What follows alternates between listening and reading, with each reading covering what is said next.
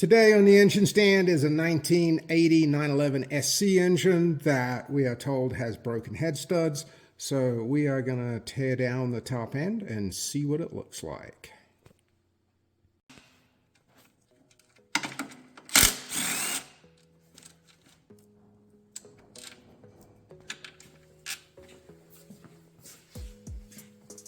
Get some white in there.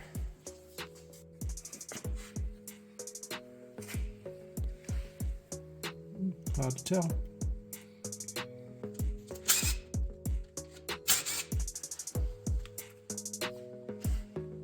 Can't see a lot in there.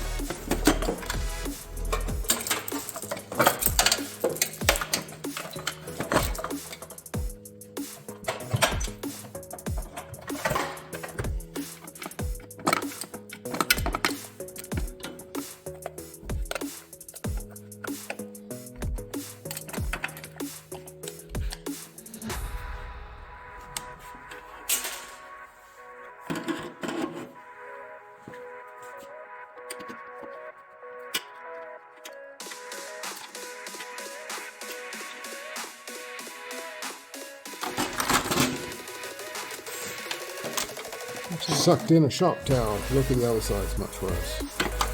Oh. Good way to overheat your engine. That's why you don't leave shop towel in the engine. Maybe you could have took it in there. Maybe.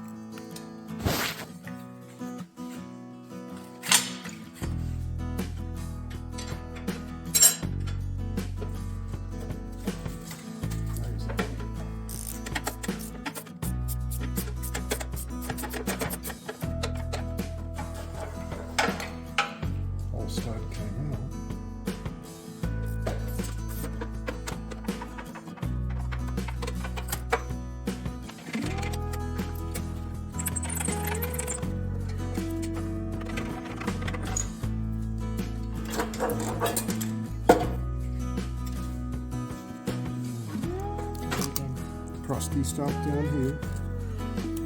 Not so much over here.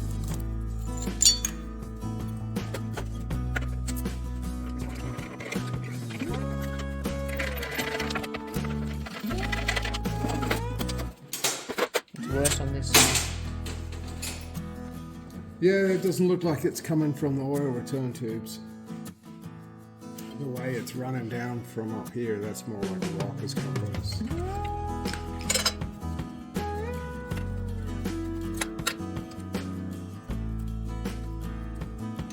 This one doesn't feel good. More squirt. Sometimes sometimes there's only so much squirt you can give it, and it's still going to strip out and twist off. It's pretty much swimming in it right now anyways.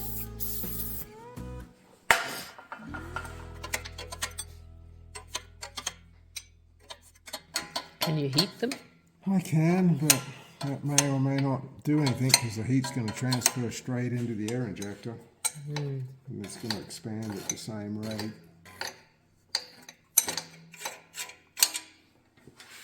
Well, there's probably a broken head stud on this one, but looks like the head's been chattering there. You can see that? Yeah, by the... Oh, oil. Yeah. Yep, broken head stud there. Oh, broken head stud here. Okay. Because I only found one on that And side. broken head stud there. He said 3. Yeah, there's one there. Yeah. Yeah, let me go to that. Yep. That one. And that one. That's 2 and one on the other side. Yep.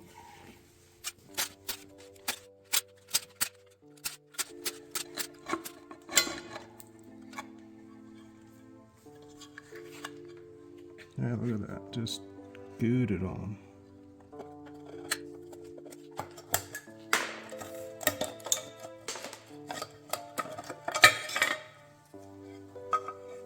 Yes, look at that goo. Not necessary. Oh, I'm amazed. 100% amazed.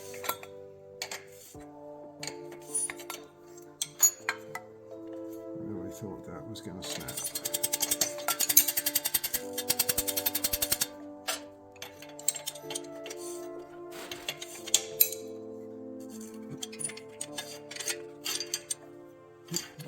Yeah, see, none of it made it to the threads. Well, at least I know that the air injector's loose. So this stuff does not penetrate up in there.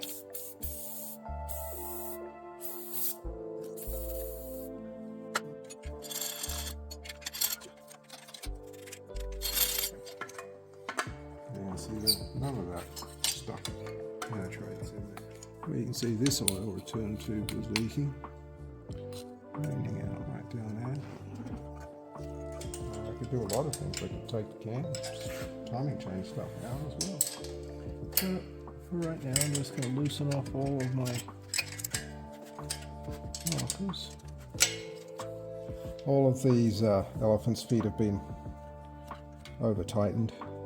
I can't move the lock nuts on these. They just stretched it, so when people over tighten this, when they do a valve adjustment, they roll the threads over.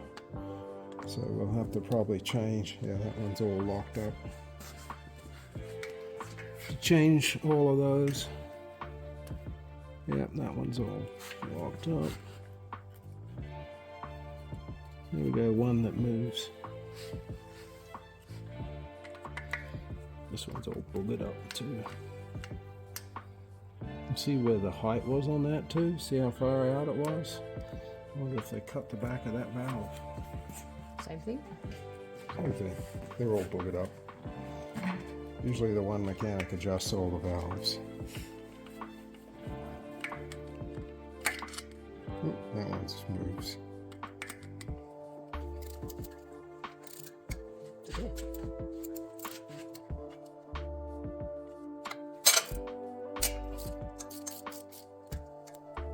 Camshaft does not look very good.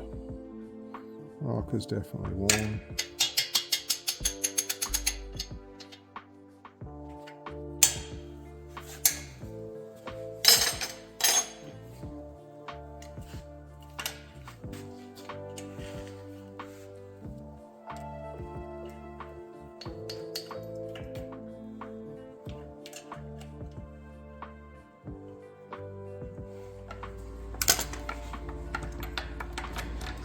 Wow, it ain't coming undone. Never seen one that tight. Bigger tool? Impact gun. Okay.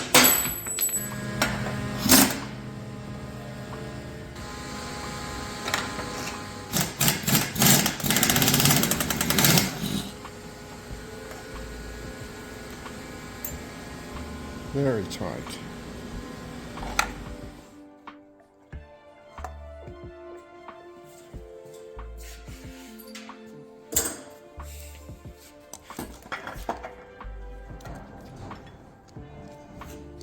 No reason for goo, it's an O-ring. They got a mixture of silicone and silicone.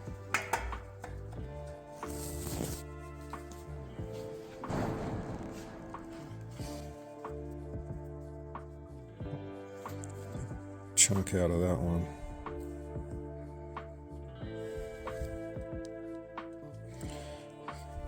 It's like this. These have been reground.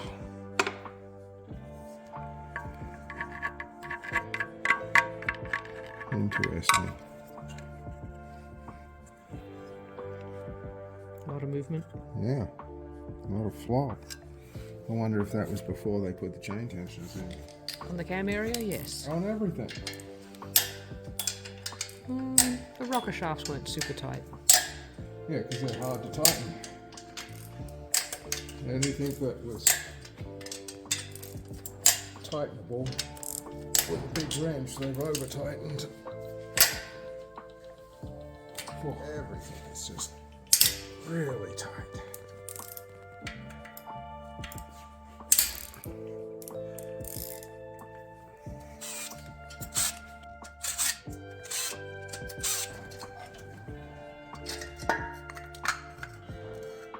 Pretty much leaking out of everywhere.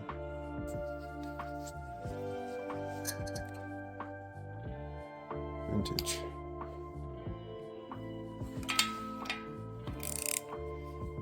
You can still get green doubles. No, you can't. Really? These are non-resistant too. I think we'll be cleaning and putting these back in. Because they're a true W5 DC. These things are probably 20 years old. It's got to be at least that long since I've been able to buy them. Yeah, not in bad shape. Allen heads. Yeah, because they're all rusty. Not that it's going to help me a lot.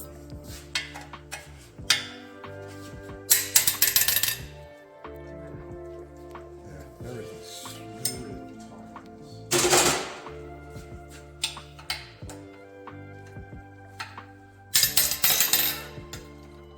Just over tight.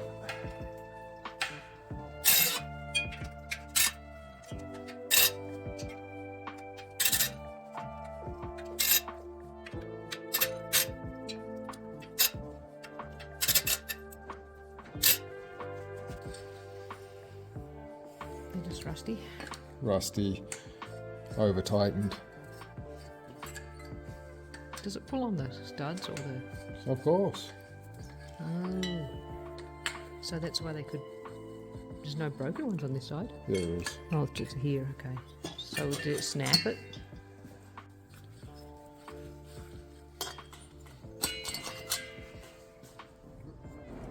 You see where the head gasket's been leaking from the broken head stud? Blowing out, oil, yeah. blowing out this side, and it's also chattered the head, so I'll have to machine the heads. One head, all heads. Yep. There's the broken stud, and that was just causing it to blow exhaust gas out this side.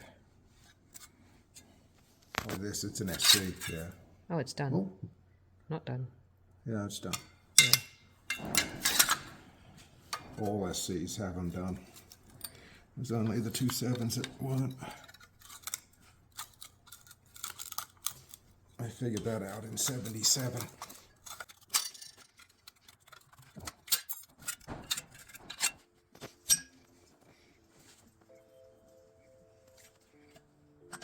Dirty.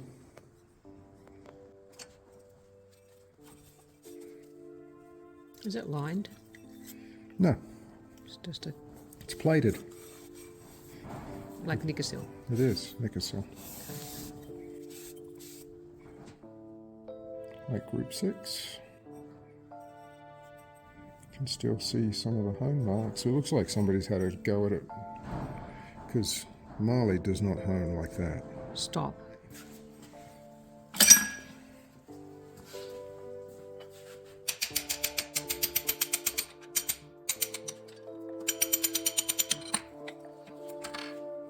Just carbon buildup.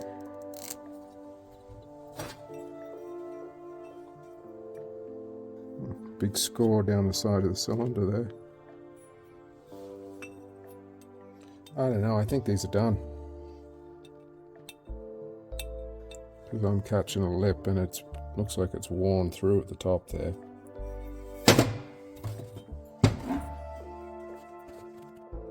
Same weird side load scoring.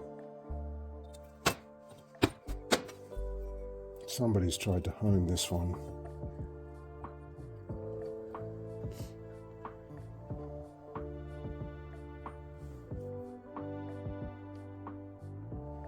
On play is 0.042. So if I go to 0.51, I can get my feeler gauge in. Do you have to double it? Or is that considered one side? This is considered one side. And my feeler gauge is in. The amount of carbon buildup on everything.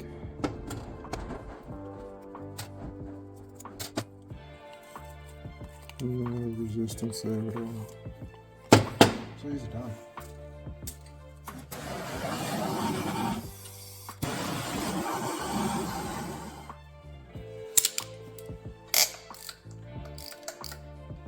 So a prime example of a rocker shaft that is just worn out is fingernail catches in the groove there. Trying to fix the oil leak on the rocker shaft by cramming more silicone in usually does not work.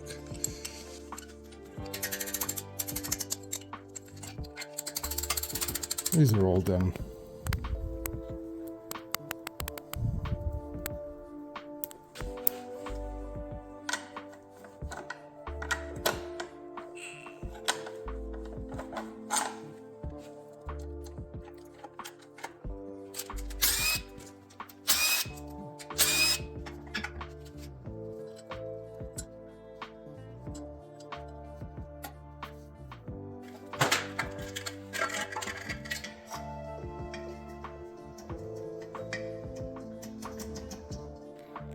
Green Loctite and orange Loctite on the same job. Must have run out halfway through. Green Loctite is a tighter tolerance than the orange Loctite. Way less tighter. From the other side. Yeah.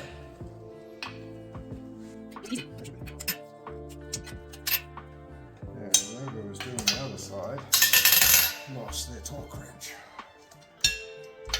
and their feel for tightening.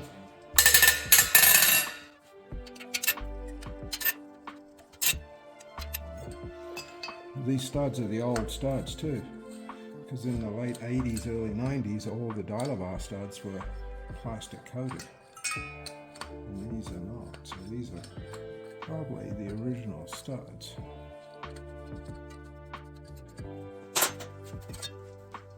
That cylinder looks rather wet.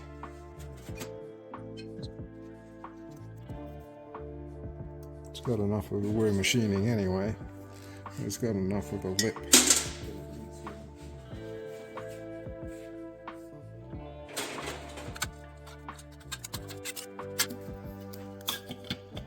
Yeah, same weird scoring.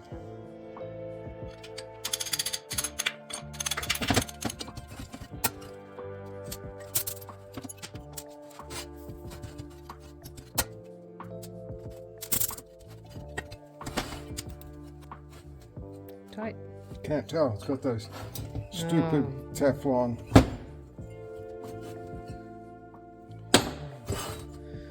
You can see the Teflon on the... Yeah, they're just so tight. You can see it on the valve.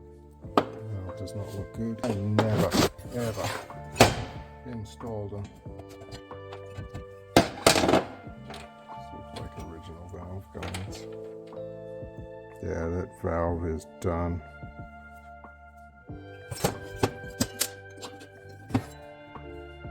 Yep, don't need the dial gauge for that one. No vacuum.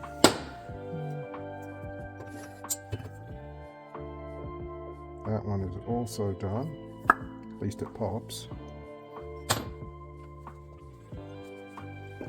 Let's take a look at this exhaust valve height.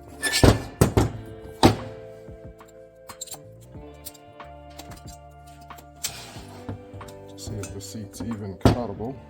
Yeah. 0.6 of a mil there. What's that tool 0 set to? 46 millimeters Okay. For both? for both. 0.64 there. So yeah, we got enough to cover. Great. So in these guides, valves. Let's look at a valve spring. Okay, so I've got the top end torn down to a long block. Had a quick look at pistons and cylinders on the first bank and just did a quick clean. Certainly not a major assembly clean, but enough to where definitely pistons are wore out. Measurement on the skirt verifies pistons are worn out, and also piston to bore clearance shows worn out.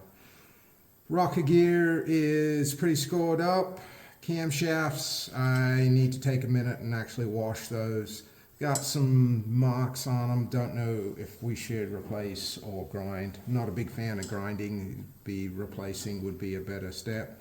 Cylinder head wise, pop just one head apart to get a feel for it. Exhaust guides are done. Intake guides are done. Exhaust valves done. Installed heights are not bad. I got room to cut the seats. I got about 0.6 of a millimeter, so we're looking good there. Valve spring pressures, I just did the one head that I had apart, and it's showing only about 25 psi seat pressure, so it's a little on the low side. So quote for a set of valve springs. The case, I'm going to recommend at this point disassembly. I got two head studs that are broken that don't want to move. I'm just going to have to do a lot more work to get those out. Plus, pulling the old studs, it's how many are going to come out or snap on me when I try to pull them using my thread tool. Still need to look at the clutch and flywheel just to get a feel for what's going on there, but I think we got enough to start quoting and have a conversation with the owner. Oh, good. Okay, so we're going to move forward and split the crankcase on this one. I'm going to pull all my head studs out in just a minute. Before I do that, it's easier when the engine's all together. But we're going to get this one broken all down, cleaned up, and heading off to the machine shop more than likely.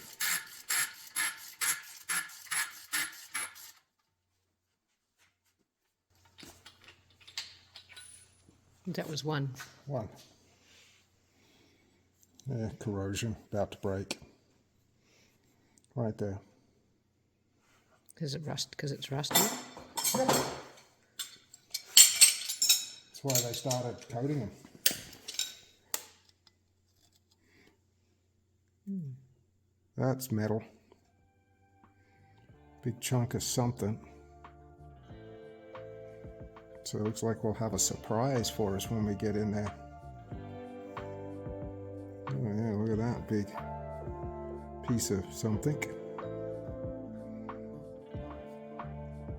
Nasty. Save those little treasures.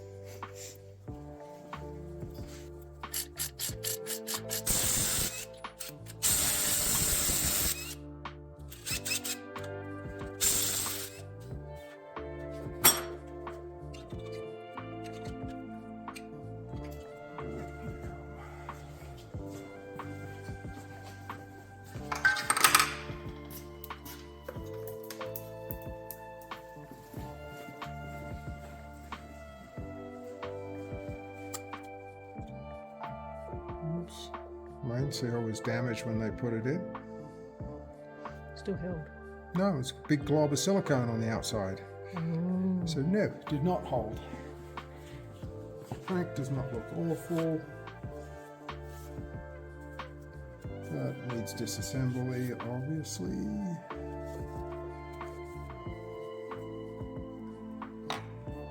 Normal amount of dough. Number 8 O-ring, rock hard. Normal, what I would expect to see. A little big.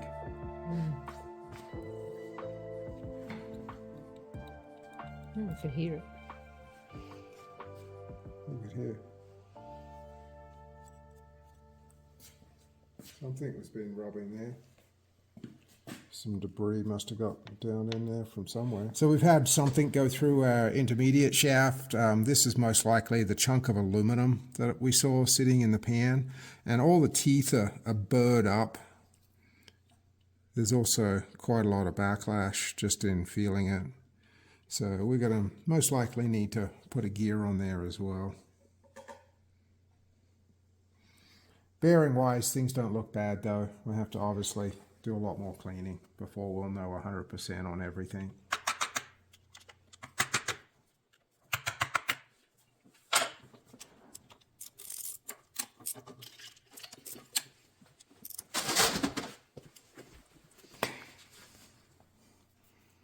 All the way down to the copper.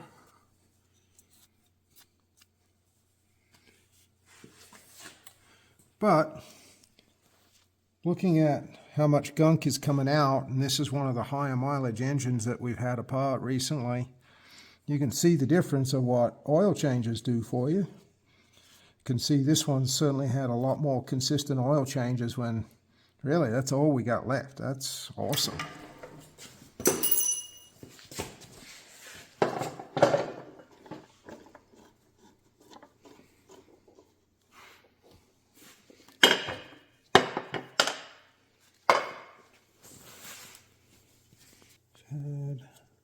Nothing really horrible.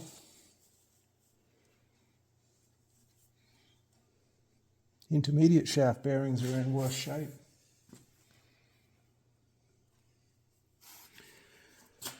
Let the cleaning begin.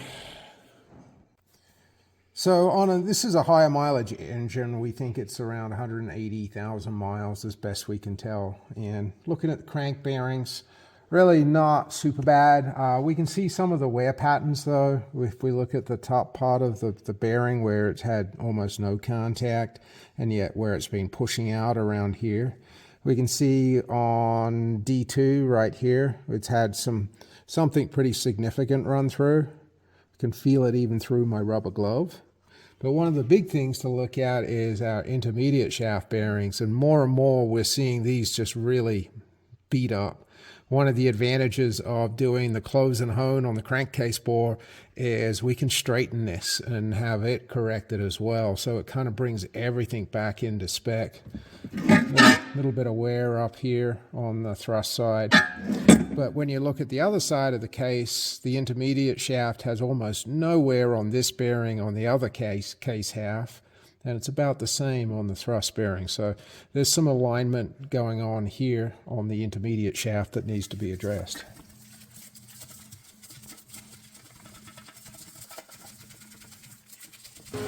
So we're going to pull out our broken head studs, and what I'm doing is I weld a 10mm nut to the stud. Luckily on this one we got enough sticking out, and I'm just using my vice grip to hold it up.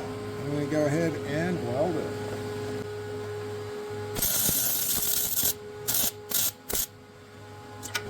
Man, it gets red hot so fast. Yeah, that's what it's got to do. I'm going to give it a zap on the bottom because I'm going to put a lot of force on it. Okay.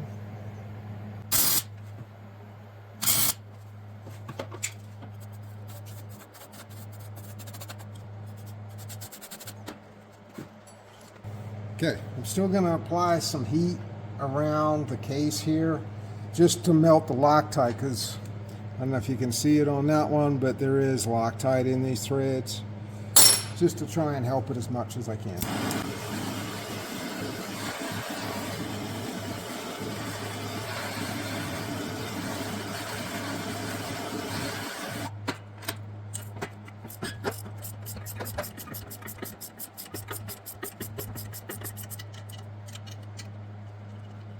Hot. Just want to be careful, it's not too hot at the bottom.